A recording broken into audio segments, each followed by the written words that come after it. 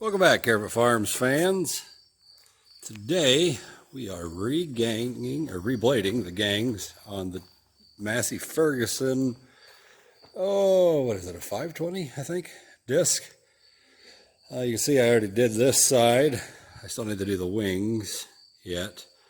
And I got this gang off yesterday and the new blades put on it. I need to get it underneath. I'm going to try to get the camera set up so you can see how I'm going to do that. Now at this time, I'm not going to redo the rear. They're in okay shape, and I just did not buy the gangs the blades for the gangs yet. Partly because these blades here, which the remainder of them are still sitting on a skid, the local tractor supply company decided to clearance out their disc blades and all other tillage tools. So I went ahead and was able to get enough blades, basically everything they had, that was enough to redo the front of the disc. Originally, I think these are marked, one of them is somewhere, let me look. I don't know. I seen one of them, maybe it's on the other side. It's marked $32.99 was the original price, and I was able to buy all the blades I need for this for, what did it come out to? I think about $5 per blade. So a fairly substantial savings. All right, I got the camera set up on the 190 there. I'm gonna see if I can horse this thing in. I'm also using my phone because my other camera kind of crapped out on me. So I'm trying to do a little video of this. Hopefully a little later.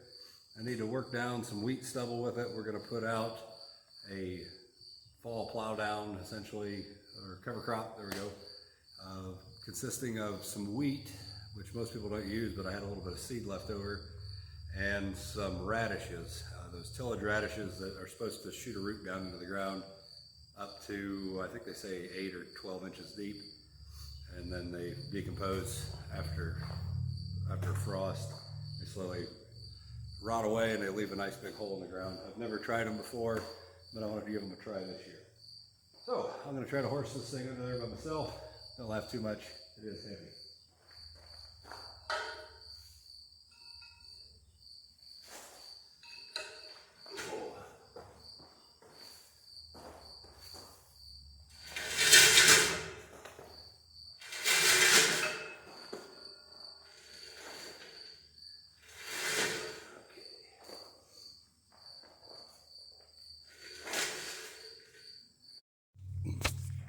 Okay, well, I got it horsed under there. Now, there's two ways you can do this next part. You can either use the hydraulics to set the disc back down to get your bearing retainers lined up, or get your bearing slid back in to there. Or you can do it the way I'm doing it. So I'm working by myself and using these ratchet straps to pull the gang up. Got one over here and one over here. Now, what you got to do when you do this, you got to pay attention, because right here, and it's really hard to see, but there's a machined flat spot on the spindle, and that is what will allow this to pass through here. And we get it up there, and we can bolt the bearing on. So I am going to try to get that into position and get it up there. Let's see if I can find a good spot to set this phone so you guys can see. I really need a better camera.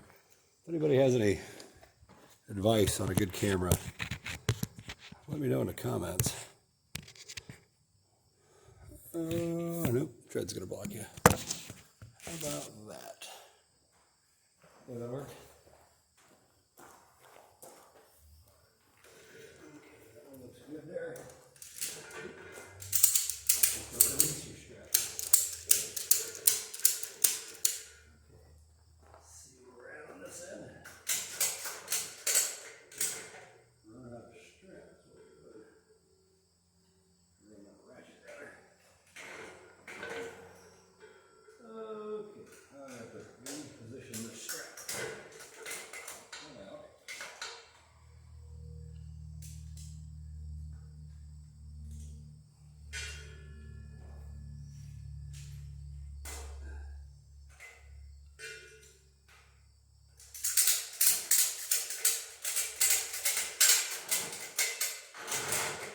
oh, that's a problem. Okay, let me show you the problem is. I didn't pay enough attention here. And what I did, so these scrapers here are on the proper side. 1, 2, 3, these scrapers are on the wrong side. So I take those nuts off quick, drop those scrapers, and it should go right together. Not a big deal.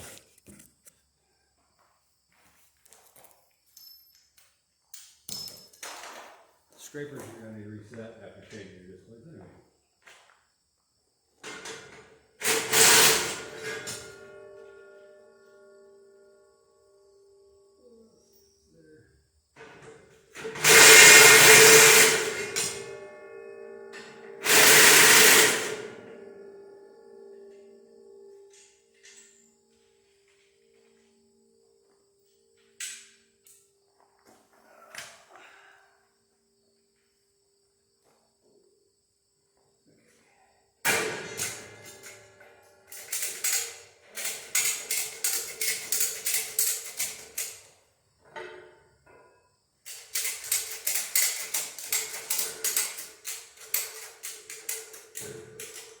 Okay.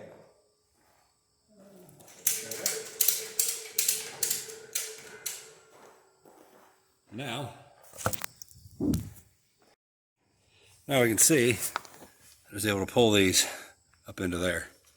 So I'm going to go ahead and bolt this together. Then I'll have to adjust the scrapers. I don't think I'm going to bother filming that. It's just putting bolts in. Pretty boring stuff. But that's one way you can service a disc yourself. So, all right, stay tuned.